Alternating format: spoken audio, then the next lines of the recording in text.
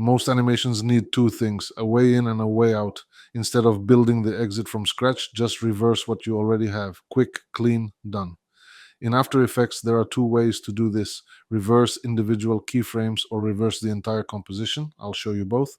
I have a rectangle that animates in from off screen to the center with a bounce. The expression for that is in the comments if you want it. Method 1, reverse keyframes. Move your playhead to the 2-second mark, select both keyframes, copy with Ctrl plus C, paste with Ctrl plus V. Click on one of the pasted keyframes, right-click Keyframe Assistant, Time-Reverse Keyframes. But here's the problem. The exit works, but the bounce is gone. Reversing keyframes doesn't carry the expression over. If you need the bounce on the exit too, method 2 is the one you want. If this is already helpful, subscribe. More quick tips like this every week. Method 2, reverse the entire composition. First, trim the comp.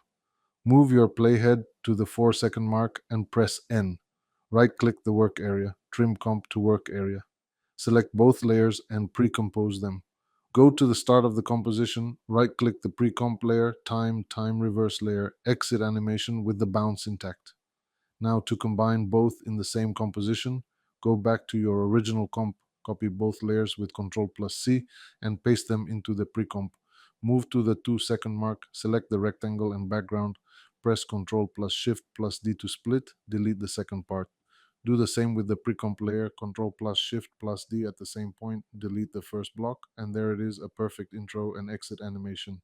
With bounce, next animated arrows, that's how you tell your viewer exactly where to look.